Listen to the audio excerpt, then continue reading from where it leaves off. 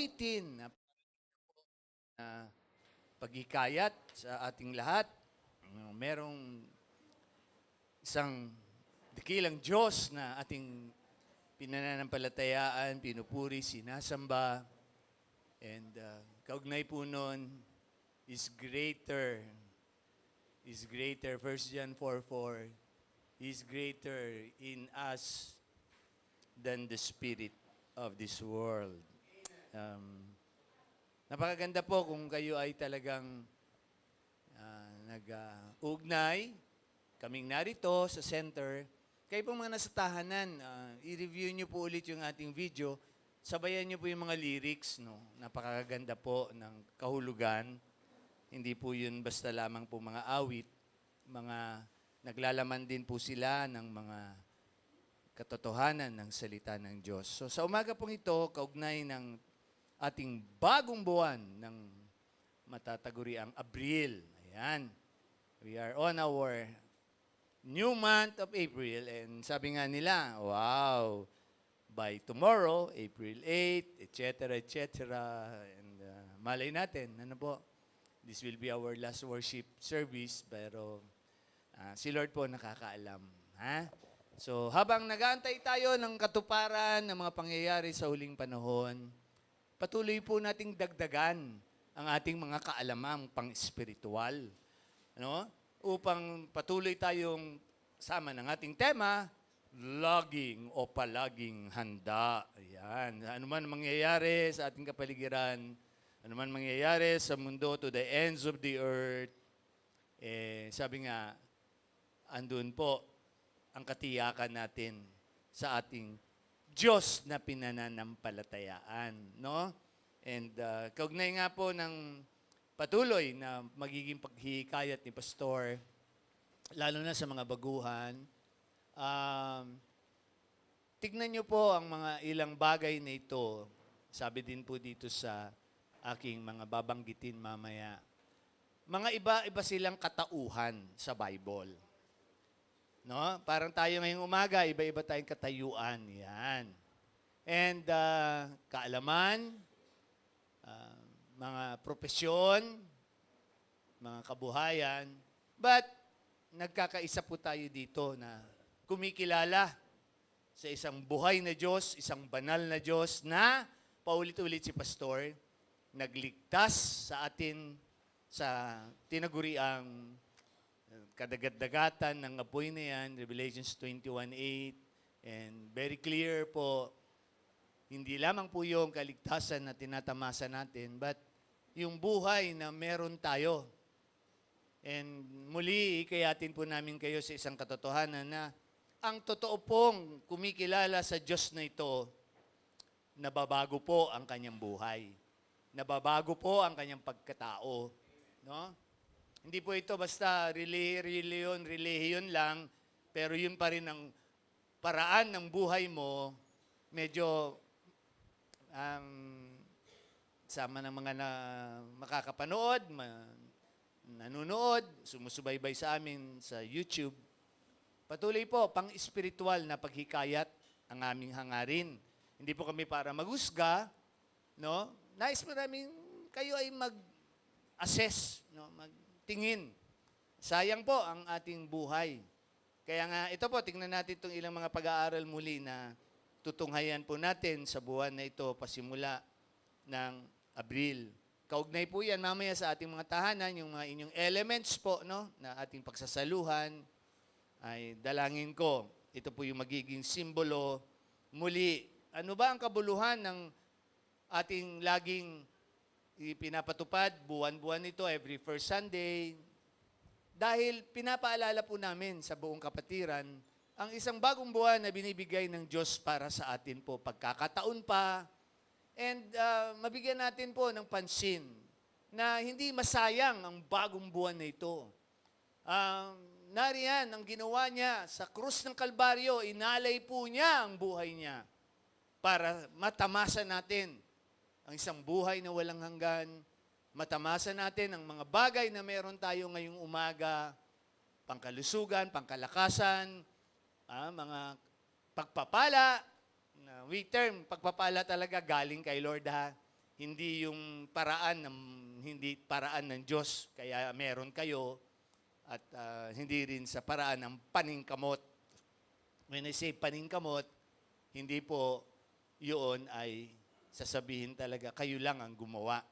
But today, pakitanong ang mga kasamahan sa inyong mga tahanan, kami dito sa center, there is this tinagurian pong typical life question. Pakitanong ang mga katabi sa umagang ito sa inyong mga tahanan, anong paborito mo sa buhay? Anong paborito mong kulay? Anong paborito mong gawin? Anong paborito mong anak? Basta anong paborito mo? Sige. Si Pastor, siyempre black color. Kasi black is beautiful, sabi nga. Kaya, pwede ba ako beautiful? Mababakla ako nun. But anyway, sa inyo yung aspeto, ano yun yung paborito? May issue kami sa bahay. At mag-uugnay ako. Kasi nagtatawanan kami nila Sister Michelle. Bilang mga magulang, we're trying our best. We tried our best, kung sakali. Nadadating nga si Lord bukas, sakali. We tried our best na may patupad pwedeng may patupad sa aming mga anak, sa dalawa. And somehow, sa mga ibang pangyayari, napatupad namin yung pwede. Napalaki namin sila sa kalusugan, hindi nasugatan sa bisikleta, sa paraan ni Sister Michelle yon, bawal, ganun. Napalaki namin sila, etc., etc., napagtapos sa pag-aaral, no?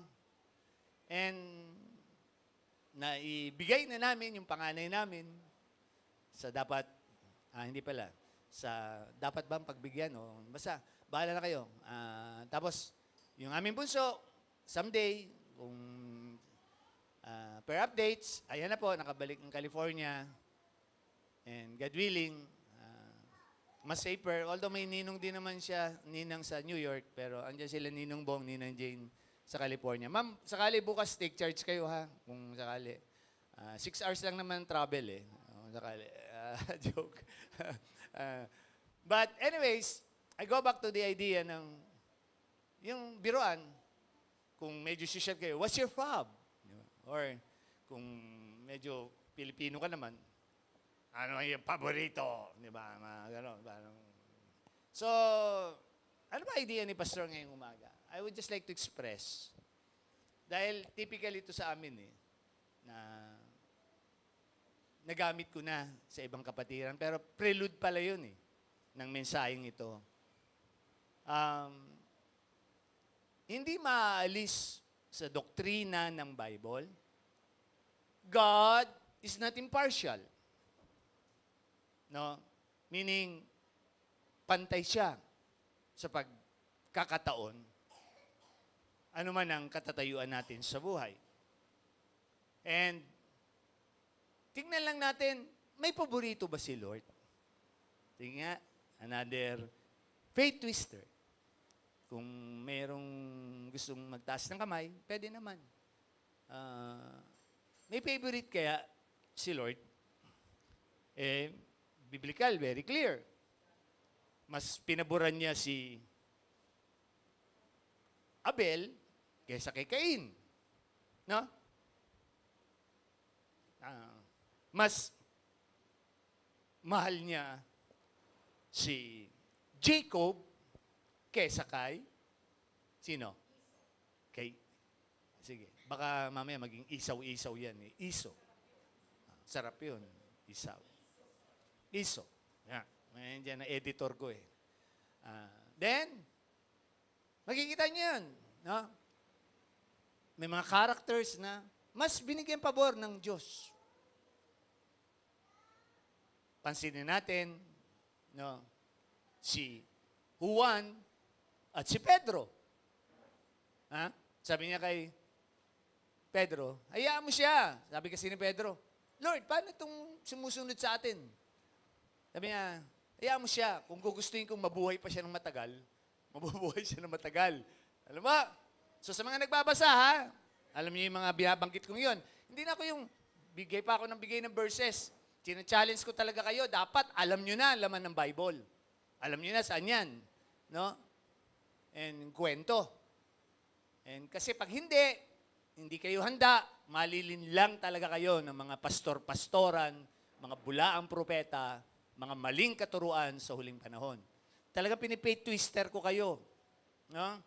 Hindi ko kayo para spoon feed ng verses, boso.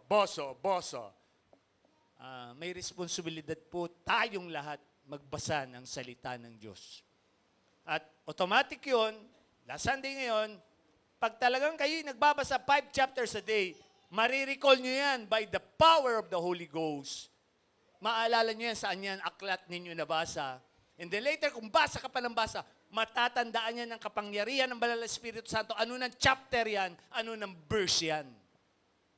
Diba? At kaya pag binanggit yan, kahit walang verse, walang chapter, magiging kaisa ka nung nagpahayag, Holy Spirit, totoo yung sinasabi na yun. No? Ng mga ngaral. So sa mga baguhan namin, ayan, magiging part yan ng ating mga FS study. Now, I go back, patuloy, sa topic natin about favoritism. Bigyan mo na akong backgrounder. Kailan ba ito nangyari, ang word na ito? Sabi dito, from the very word study muna tayo, favor, it means preferred before all others of the same kind. And para bang ang titindi ng relo ko. Pero ano suot ko ngayong umaga? Ang mamahal ng mga regalo sa akin. 4 yun. Pero ano suot ko ngayon? Pwedeng sabihin nyo, Pastor, hindi yan yung ganung kamahal na mga nirigalo. Well, kay Pastor, pantay-pantay ako. So, parang relo yan. Pare-parehong relo yan. Pero mas may piniprefer ako. Bakit? Yung uugnay sa akin. Una, magaan siya. Pangalawa, gusto ko yung kulay niya. Dami akong dahilan dyan. Plus, meron siyang, ewan ko kung totoo nga lang, yung sa blood pressure. Whatever! Ang pinakang mahalaga, alam niyo kung ano, pinag-abunuhan ito ng mga manggagawa. Ano po? Pinag-abunuhan ito ng kanya-kanyang mga, kung matkano sila nagpatak-patak para maibili si pastor nito. Doon sa mga may kakayanan, God bless you all po, nabibili niyo ako ng mamahalin na relo. No? But sa dami ng relo ko ngayon sa bahay, at hindi ko basta niro-rotate ko isuot yun. Pero part of my illustration today, I favor this watch. Kasi dito sa watch na ito, merong kapatid na, sabi ko naman sa inyo, isang gold watch ko, na mayapa na yung nagbigay sa akin noon. Hindi ko siya nakakalimutan. No? And here, I have this now. Kahit, alam ko pinagsisingilan pa nila yung bayad nito, alam ko. But salamat. Yun yung meaning nito. No? It was preferred before all others of the same kind. Okay? And sabi dito, for Pastor Ed, it is most like, treasured and special. It's an adjective na po, word. Adjective word. And here is also your first choice. It's your pick and preference. It's now naman noun. Yan. And alam nyo yung word na favorite, started out, sabi nga dito, 16th century for, I do not know kung nadaanan to ni Mama sa kanyang mga English literature. No? Yan. 16th century, develop yung word ng favorite, and sabi dito, from the word favor, biblically speaking, the idea is there from the onset. Papakilala ko po ang idea. Sa Latin, it's termed as favor, the same rin. In Italian, dinagdagan lang ng R-I-T-O, naging parang prito, paborito. Yan. In French, bourgeois, it's favorite. Favorite. O, yan. So, bahala kayo ha. Ano kayo ng Google ninyo dyan. Google nyo kung niloloko kayo ni Pastor. So, but anyways, no? Huwag na nga encyclopedia kasi Google na lang.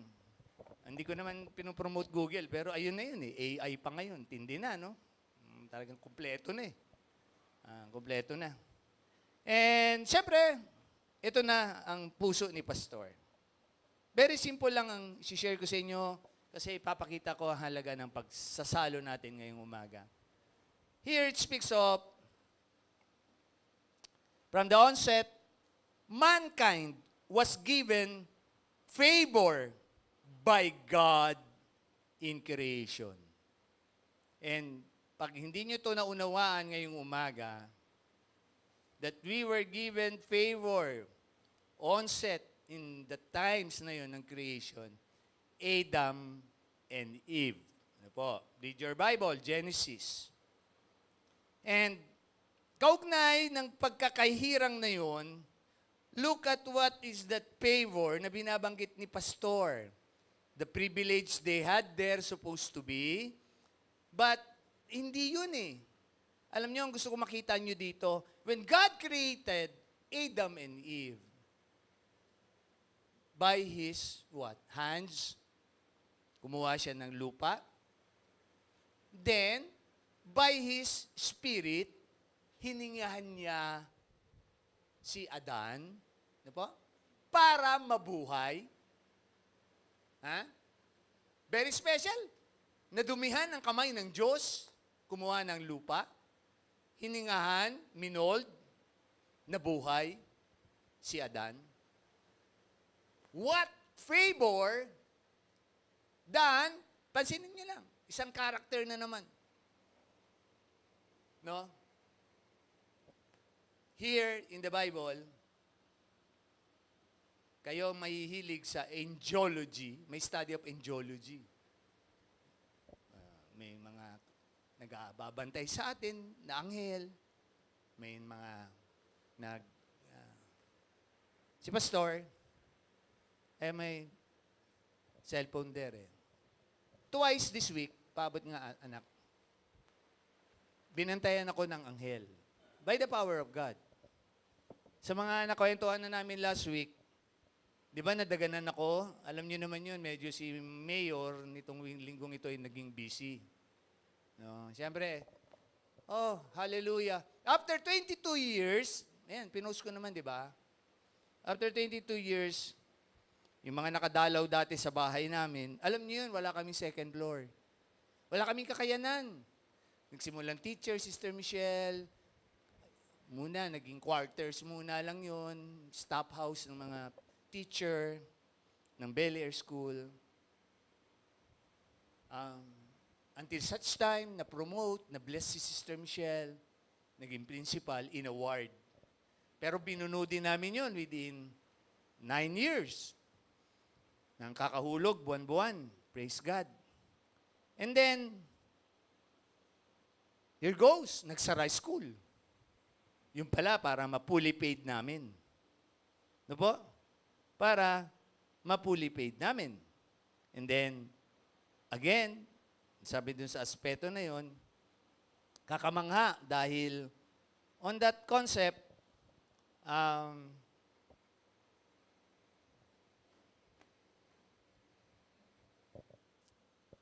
nagtingin kami, step by step, sabayan ng gastusin sa mga anak.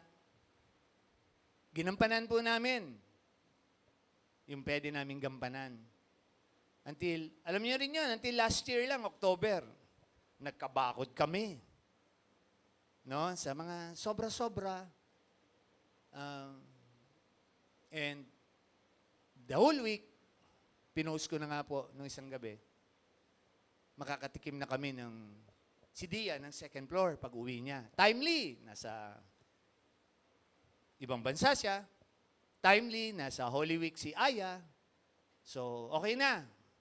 Magpipicture pa kami ng mas, pag sinabi ng fully furnished, yan, pwede na kayong, parang Airbnb, pwede na kayong umupa sa amin sa taas. Although may joke, sigurado ko, ngayon pa lang nagsisimula na yung favorite ba nila akong ibuli? No? Favorite nila ako ibuli.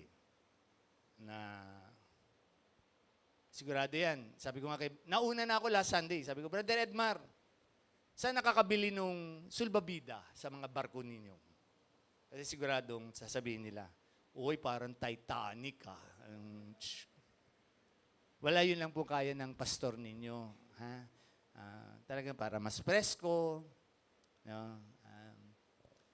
But, whatever, we are so grateful unto the Lord na after 22 years, no, nabuo yung bahay namin. Kaya nga, dream house. Hindi kami nanghingi. Walang nagpala sa amin. Galing ni Lord. So wala kaming may utang na loob na siya nagpagawa noon. Galing. You know why? It's God's favor. God's favor para sa amin. Maakin na nga yung cellphone mo, ikaw nag-send eh. Hindi ko mabubuksan yung, sa messenger, no? Sorry. Papakita ko lang po ito. So, balik ako doon sa dalawang pangyayari this week sa akin. What happened? Cocomelon.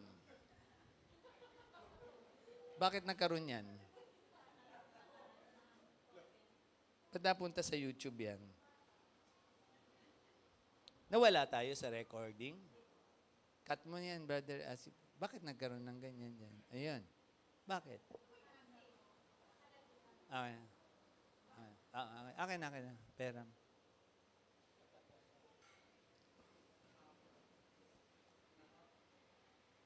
Within this week po, ako'y nadaganan ng malalaking marine board. Para naramdaman ko ang buhay ni Samson nung oras na yon. Humihiling ako sa Diyos na kayanin ko may balik yung makakapal na marine board. Muntikanan po si Pastor. Pero never ako nagpa-burden sa inyo. Diba? So, para okay naman katawan ko eh. No? Pero naramdaman ko, ganun pala yung ginawa ni Samson noon. Tindi, di ba? And ito lang po, nung Tuesday, ito po yung trauma ni Pastor, sa loob ng CR. Diba? Laki po ng pasako dito, sa side. Hindi ko alam saan ako tumama eh. Basta alam ko, lumipad ako sa loob ng CR. And again, sa kapaguran, sa lutang na rin, ay naroon ang katotohanan na sinasabi ni Lord, sasaluhin ka ng mga anghel ng Diyos. Sasaluhin ka. Alam niyo bakit pinipresent ni Pastor itong dalawang sitwasyon ko? Tulad ng Panginoong Jesucristo, lagi ko sinasabi sa inyo yun, ang buhay natin, habang buhay tayo, tandaan niyo po ito, may paggagamitan sa atin ng Diyos. Ang diablo gusto tayong patayin, di ba? John 10. Kill, steal, and destroy ang buhay natin. Liban na lang, kapabayaan nyo lang talaga yung mga diet, etc., you are destroying the temple of the Holy Ghost. Hindi kayo nag-exercise, kain kayo ng mga kung ano-ano, sumusuway po kayo sa kalooban ng Diyos.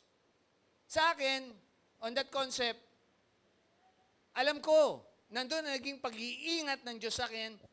And, well, in Hebrews, ang term sa angels, ministering, sila spirits. They would protect you. Kaya totoo yung mga nasa Facebook na masasagasaan na lang, di ba? Parang may kumober na ganyan. Those are ministering spirits na Ginagamit ng Diyos. And na-prove ko yan. Narinig ako ni Sister Michelle nung magabog ako sa loob ng CR eh. Nakita niya ako, nakaupo ako sa isang tabi. Nakikiramdaman ko, ganun pala yun. Ano? Yung pinakikiramdaman mo kung buhay ka pa o hindi na. Pinakikiramdaman ko talaga sarili ko. Pero pagkatapos nun, oh praise God, para din ako si Pablo. Para lang, kahit in-stone to death na si Pablo, tumayo lang si Pablo. Naglakad na naman. Nagbuhat na naman. And, hindi yung tama ko po, hanggang ngayon meron pa eh, na pasa. Pero wala akong nararamdamang masakit. Wala akong nararamdamang masakit. Siguro, tumama ako dun sa in-between na, kasi lumipad ako eh. Yung bang, kakagising mo lang ng umaga, tapos, nasa loob ka ng CR, kaya delikado pala talaga sa loob ng CR eh, di ba? Wala pa ako sa tamang balance. And alam ko yung malaking bubuyog na yun, demonyo yun. Hinahabol ko sa hapat eh. Pag ganun ko, umikot ako, lipad ako. Kaya huwag niyo nahabulin yung mga demonyo na yan. Bayaan niyo na. Di ba? Ito talaga yung kwento eh. Ito talaga yung kwento. Saka gusto akong mapatay. Ako pala ang papatayin sakasakali. Kung nabagok ako, actually nabagok ako konti, pero ito naikwan ko. Ba't alam ko, inano ako ng Diyos by His angels. Bakit? Binabanggit ko ang angels. Kasi connected sila dito eh. They are ministering spirits, but try to see again the principle ni Pastor. Mankind was better chosen by God than the angels. Yan. Bakit? In creation muna ako. Diba? When God created everything, sabi ng Genesis 1:1, God created everything, di ba? Up to 7th day. Pero ang mankind ang special. Ha? Kumuha ng lupa, hiningahan niya ng buhay. Ang anghel, basta from the onset, simula ng beginning na binabanggit na yon, he is the alpha, nandun na yung mga anghel eh. Ha? Utusan na niya. Kaso, alam na natin, si Lucifer, siya yung pinakang archangel noon, ay hindi na kontento sa posisyon niya, tulad ng ibang pastor-pastoran, na hindi na kontento sa kanilang mga katatayuan. Naghahangad na sila ang maging Diyos, naghahangad na silang mas maging boss.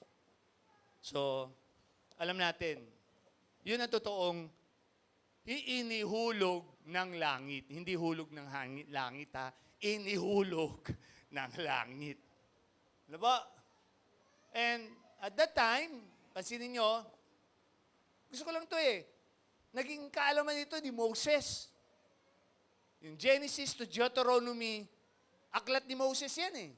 Karanasan niya yan doon sa Mount ano na yon, nung siya umakyat doon, nang kausapin niya ang Diyos, pero inyo, nang ipa-chisel sa kanya yung libo-libong mga kautusan ng Diyos.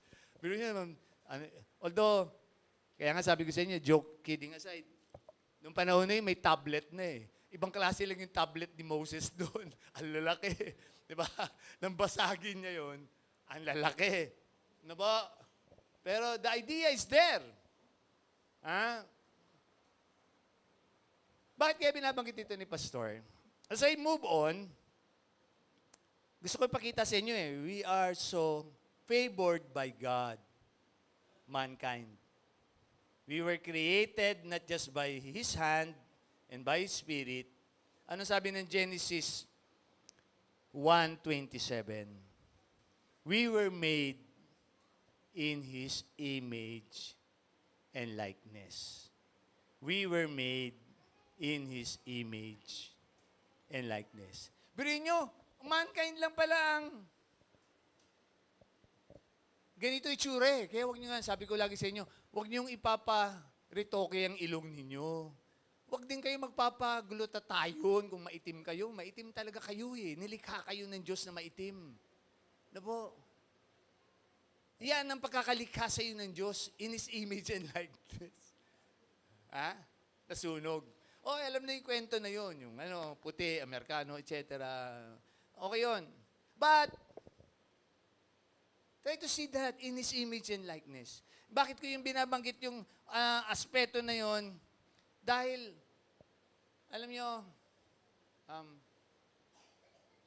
the angels were there at the time and napakaganda kung mapapansin nyo, in His image and likeness.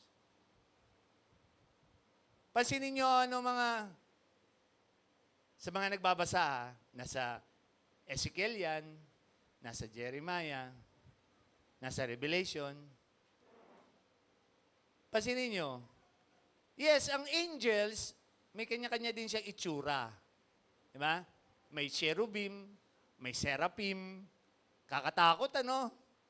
Paano kaya kung ikaw yung itsura mo, seraphim, puro kang mata, puro ka pakpak, no? Tayo, we were made in His image and likeness. Diba? Dagdagan lang po spiritual na kaalaman. Kaya nga, God's favor po yan. No? God's favor po yan. Ito itsura natin. Mankind. Pero, nilikha, nakakalungkot, nilikha siyang lalaki, Adam, nakakalungkot Gusto niyang maging babae, so nagpaparitoke.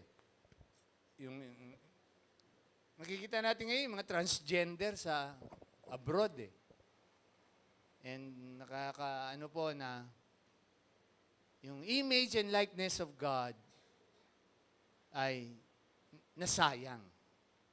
Kaya nga this morning, anong challenge si Pastor sa inyo? Pansinin niyo lang po yung idea na yon. Dahil kung si Peter, bakit kaya si Peter ang aking ginamit na key verse? Okay? Alam niyo si Peter, on his own knowledge, ko-compare ko sila ni Paul. Yan. Nakita nila yung God's favor na yon. Bakit? Si Peter po, Ma'am Jane, ilang verses lang naman to.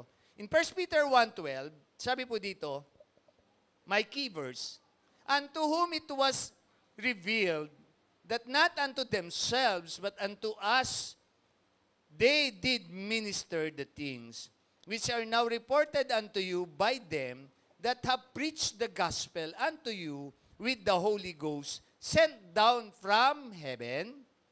Binanggit ito ni Peter nung aftermath na, post na lahat ng Christianity. Anong sabi dito?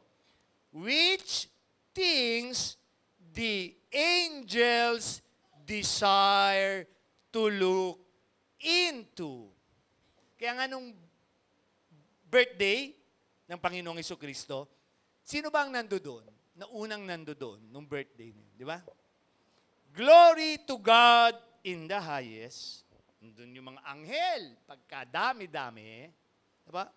They were trying to look down, ang anak ng Diyos, ang Diyos na nagsakatawang tao, pinanganak sa sabsaban, again, in the form of man. Hindi siya form ng cherubim, whatever. Ang Panginoong Jesucristo, lalo na ang mga Hudyo, Israelite, di ba? Mga Israelite, kahit yung sundalo nilang mga babae, ang gaganda no? Ganda ng pictures nila Diba? God's chosen people. They were favored na sila ang piniling lahi. Pero, it doesn't mean impartiality ni Lord. Because as I have said, maraming lahi. Pero, it so happened, yun yung naging preference ni Lord Di ba? Na yun ang gagamitin niyang lahi. So, no doubt about it. God is not unfair or whatever. Bakit sa Israel? No. So, happen lang na ginamit niya yun. So, happen lang, ginamit niya si Maria. The virgin birth. Di mo? Pwede naman sa kapangyarihan ng Diyos. Magsakatawang tao na lang bigla. Hindi ka na ipapanganak, hindi na hindi din tayo naligtas nun. Kasi kinailangan, ng Diyos magsakatawang tao para siya mamatay. Kasi kung hindi nagsakatawang tao ang Diyos, tandaan po natin ito, paulit-ulit si Pastor dito. Hindi po mamamatay ang Diyos para sa ating mga kasalanan. Hindi mababayaran ang naging pagkakasala ng ating mga ninuno, mankind. Kay Adan at kay Eva. Eva at Adan. Kung makikita nyo lang po yung mga napakahalagang katotohanan na yun, you would appreciate yourself as God's favored mankind. Bakit po? Kasi nakakalungkot maraming tao nagsasayang ng kanilang mga buhay. And beep beep, even Christians na daw,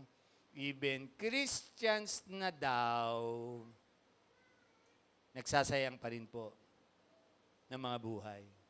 Kaya tinatanong ko kayo anong paborito niyong gawin sa maghapon? Sige nga. Nagbabasa ba talaga kayo ng Bible natin? Nananalangin ba talaga kayo? Nag-worship ba talaga kayo? Nag-witness ba talaga kayo? Yan yung mga pangunahin na buhay ng isang hinirang ng Diyos. 4 nga lang po yan No? In that aspect, naluluwalhati natin ng Diyos. If we are really worshiping God, we are reading His Bible, we are praying, we are witnessing. Na yung pinost ko, 5 araw ko yung mini-minister. Diba? Talab, bago sila umuwi, nung huling gabi na yun, pinanalangin ko sila. And I hope, nataniman ko sila, na hindi sila aasa lang, doon sa kanilang nakakapagod na mga buhay. Grabe ang bibigat ng binubuhat nila. And yung katatayuan nila. Kaya nga, can I encourage you po this morning, ano man mga katatayuan natin sa buhay? God bless you, Sister Helen. Alam namin, nagpapacheck up ka ngayon. Kung ano man yung katatayuan mo, pang-encourage ko lang sa mga kabrethren dito ngayong umaga. Di ba? You're all in good health. Pakitaas ang kamay ninyo. Lift your hands unto the Lord in the sanctuary. Lord, thank you. Thank you, Lord. Ito pa po ang buhay ko ngayong umaga.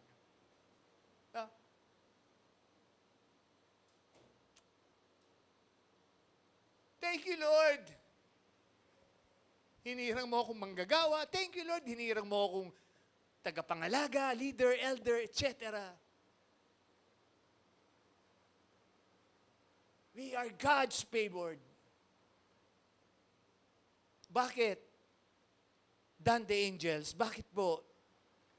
Like here, Peter acknowledged that on his weakness.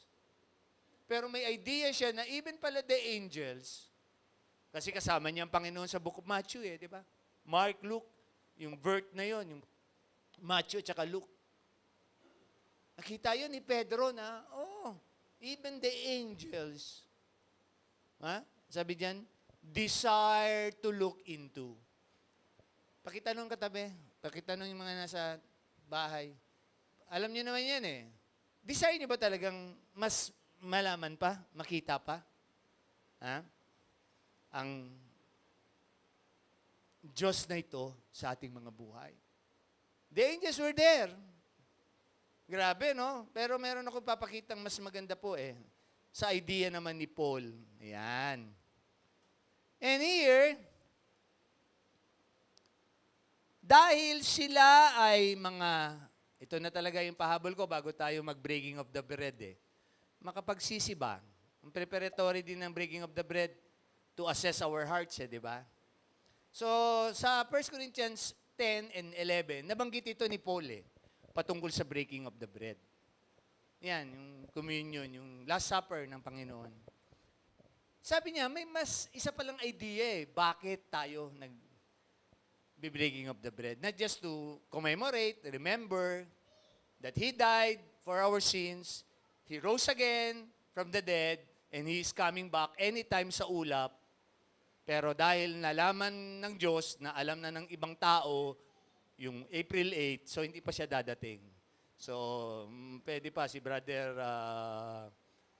Edmar, sa 17 pa, Brother Edmar ka aalis. So, pwede ka pa. Meron ka pang si Dia, kung sakali, nakapanood ka, hoping, yun nga, ma-enjoy nyo pa nila, Ninang Jane, Ninang Bong. No, Ninang Jane, Ninang Bong, bahala na kayo dyan, ha? Charge nyo kay Lord, ha? Charge nyo kay Lord.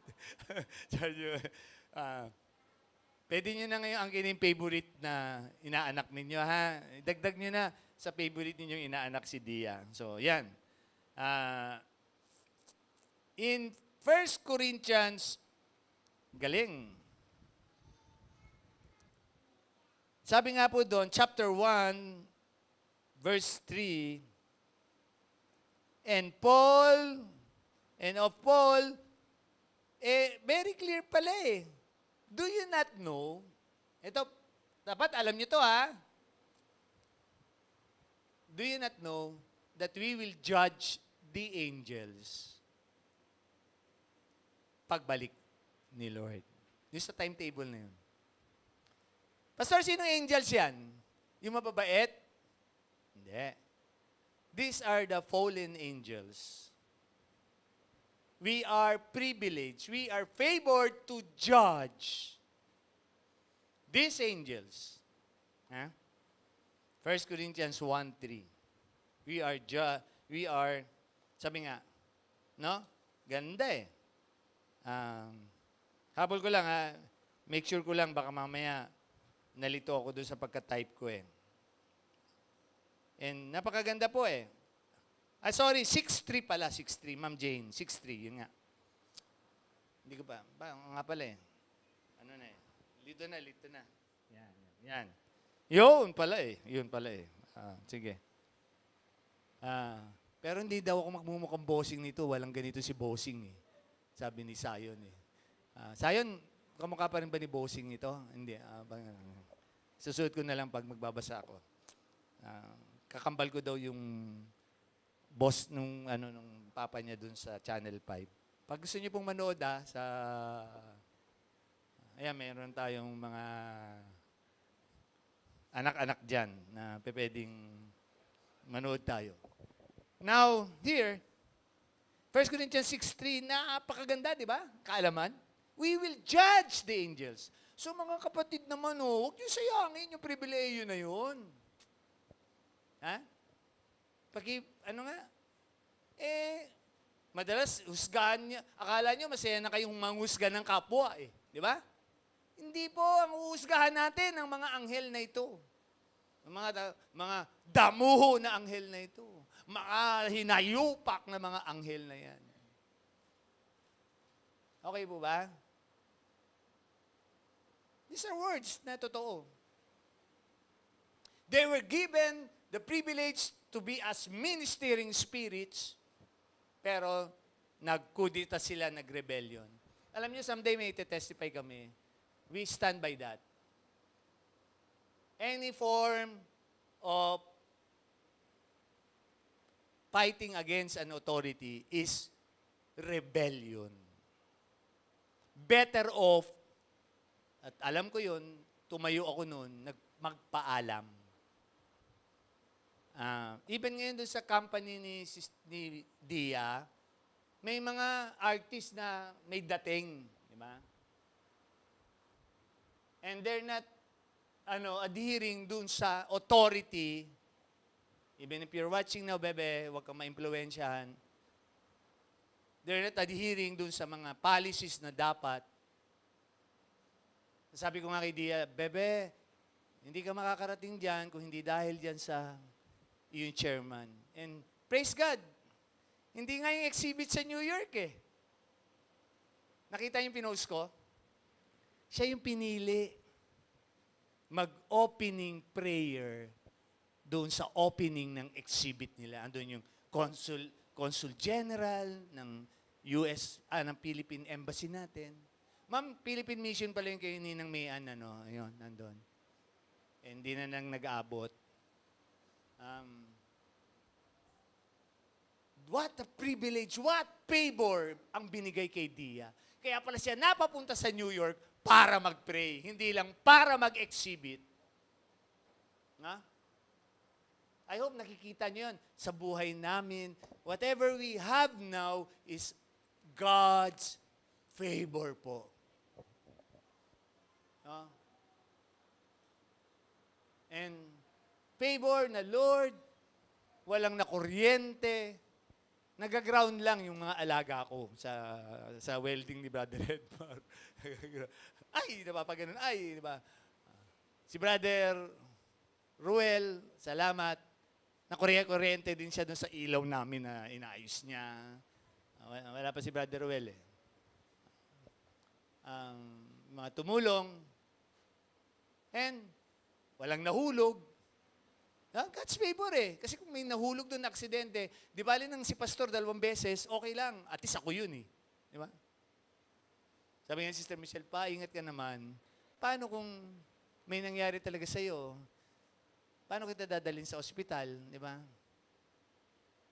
Parang wala lang eh. Tumayo lang ako, pinagpag ko lang yung mga basa-basa ko eh.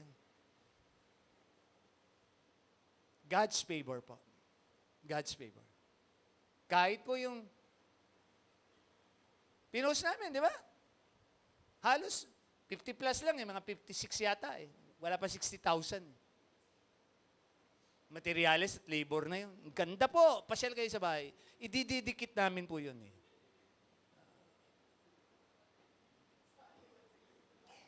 Sa ayaw at sa gusto, magtutulugan sila doon sa second floor na yun. Bago dumating si Dia. Grabe po. At ganda ng hagdanan ko, parang Titanic nga po yung hagdanan ko. Nauna na ako kasi alam ko, susunod na yung mga komento na yan. Brother Edmar, saan nga makakabili ng sulbabida na yun? Yung kulay orange, di ba? May sulbabidang ganun yun. Lalagay ko doon sa railing. Lazada. Ay, na-commercial ko pa tuloy. Bale. But anyway, grabe na po. And the symbol of the breaking of the bread, overall, ano po?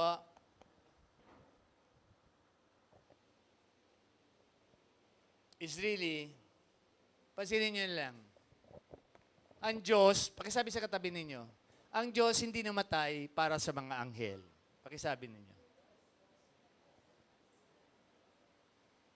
Siya ay namatay para sa sangkatauhan. If you do not see that big difference sa ating Christian faith, sorry, masasayang po ang favor na binigay sa atin ng Diyos. I hope this morning as we partake of the elements sa inyo pong mga tahanan,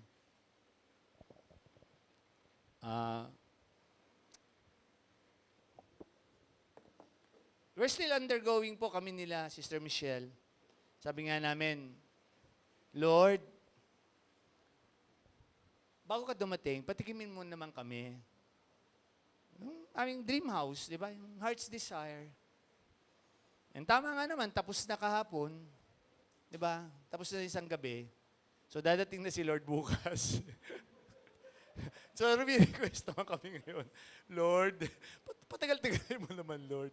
Para matikman pa namin, dumating muna si Dia, ma-enjoy pa namin yung makatulog pa muna sila Ryan doon sa amin kasi nag-check-in yan eh. Kasi pag makatulog muna, Ashley, kaakyat ka muna doon, Ashley. Tulungan mo ako mag-pray, Ashley, Lord. Pabor naman, Lord. Por favor, Lord, por favor. Dadating na eh, Hindi, kidding aside po yun, wala po akong binabanggit. Baka mamiss-cue nyo ako, ang mundo po nagsasabi nun, yung April 8. But who knows? Who knows? Hindi pa nakapag-asawa, yun siyempre mga hingiin yung pabor, di ba? Lord, wag pa muna. Lalo na yung isang, alam ko ngayon, answered prayer ang kanyang mga answered prayer kasi iba-iba yung development di ba? Merong nagde-decide pa kung itutuloy nila, mag-asawa. Sabi ko, kung magagaya lang kayo sa wag na, di ba? Okay yan. Iba-ibang ano yan.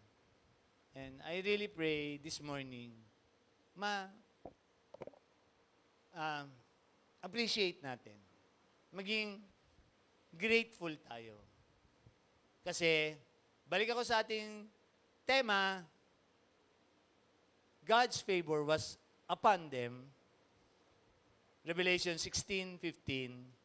Kasama tayo doon. Kasama ba tayo doon? Kasama kayo? Ha? Kasama kayo sa 16:15? Ha?